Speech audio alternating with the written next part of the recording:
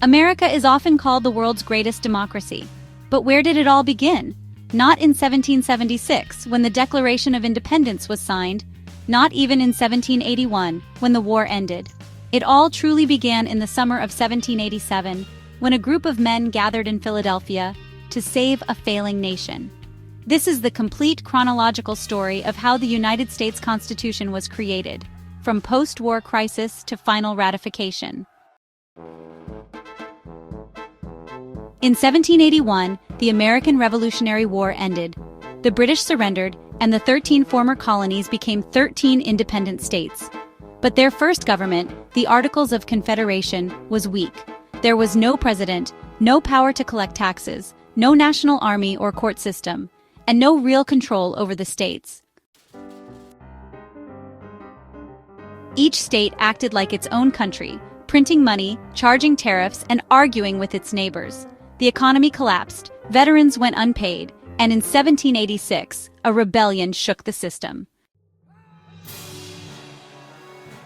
In Massachusetts, a Revolutionary War veteran named Daniel Shays led thousands of poor farmers in a revolt. Why? Because they were drowning in debt and losing their land, thanks to high state taxes and worthless currency. The federal government couldn't stop them. There was no national army, no money, no leadership. This was the wake-up call. America's elite realized, if we don't fix our government, we might lose the country. In May of 1787, 55 delegates from 12 of the 13 states, men of different backgrounds, professions, and beliefs, traveled to Philadelphia, answering the call for a historic meeting. Rhode Island, wary of a strong central government, refused to attend, leaving its seat empty and its voice unheard in the debates that would shape a nation. The delegates gathered at the iconic Independence Hall in Philadelphia. Their original goal? To revise the Articles of Confederation, the country's first governing document, which had proven too weak. But as discussions unfolded, it became clear that minor changes wouldn't be enough. Instead, they boldly decided to draft an entirely new system of government. Presiding over the convention was the legendary George Washington, whose presence lent authority and unity to the proceedings.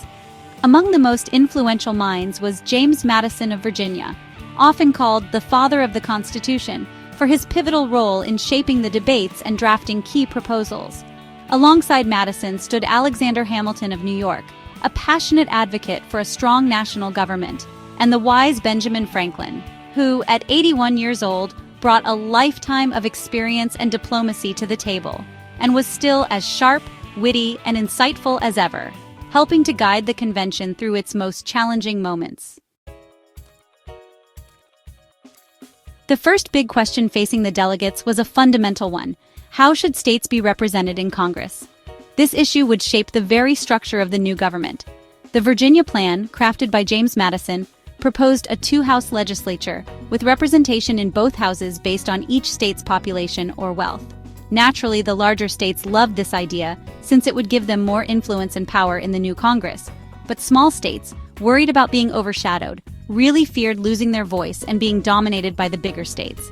The New Jersey Plan, on the other hand, suggested a single-house legislature, with each state getting just one vote, just like under the old Articles of Confederation. The fight over this issue became so heated and intense that honestly, some delegates even threatened to walk out and leave the convention altogether. The solution? The Great Compromise, finally reached in June of 1787 after weeks of debate and negotiation. One house, the Senate, would give every state, no matter its size, 2 votes, ensuring equal representation for all. The other, the House of Representatives, would be based on population, so larger states would have more seats and more say. This compromise, balancing the interests of both big and small states, pretty much saved the convention and made the Constitution possible. The next conflict was even deeper: slavery. Southern states wanted to count enslaved people toward population, so they could gain more seats in Congress, but not for taxation. Northern states pushed back, saying, "You can't have it both ways." Once again, a compromise emerged. Each enslaved person would be counted as 3/5 of a person, for both taxation and representation. It was, honestly, a disturbing deal. But without it, the Southern states might have just walked out. Next, the Founding Fathers set out to design the federal structure of the new nation, aiming to create a government that would be both strong and fair. The executive branch would be led by a president who would have important powers, like the ability to veto laws, command the military, and conduct foreign policy on behalf of the country. But, the president wasn't above the law. If necessary, Congress could remove the president from office through the process of impeachment. Then, there was the legislative branch, Congress, which was made up of two houses to represent both the people and the states. Congress had the power to make laws, collect taxes, regulate trade, and shape the nation's economic policies. The judicial branch would be made up of a Supreme Court, the highest court in the land, and a system of lower courts to interpret laws, resolve conflicts, and settle disputes between states or citizens. Altogether, it was really a system of checks and balances, carefully crafted to prevent any one group from gaining too much power. This way, no single branch could ever dominate the others, ensuring a lasting balance at the heart of American government. After months of debate, over 100 working days and thousands of votes, the Constitution was finally completed. On September 17, 1787, 39 of the 55 delegates signed it. Not everyone agreed, though.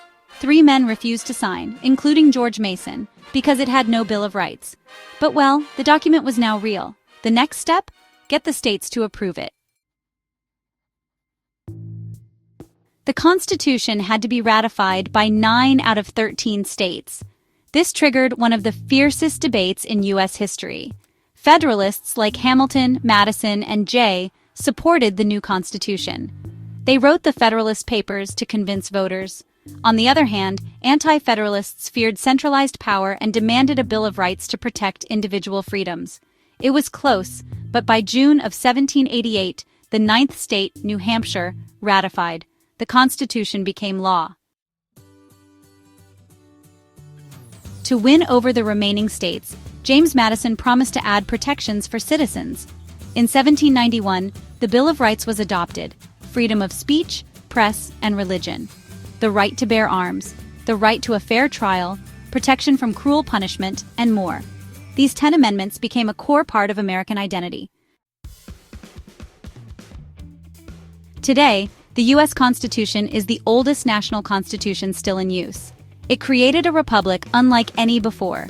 It has been amended 27 times. It survived a civil war, world wars, and a civil rights revolution. And it still shapes how Americans live, vote, speak, protest, and dream. It wasn't perfect, but it was revolutionary. And it began in a hot summer in 1787. If you found this breakdown of the U.S. Constitution's creation helpful, hit that like button, subscribe, and comment below. Which founding moment should we explore next? Thanks for watching. See you in the next video.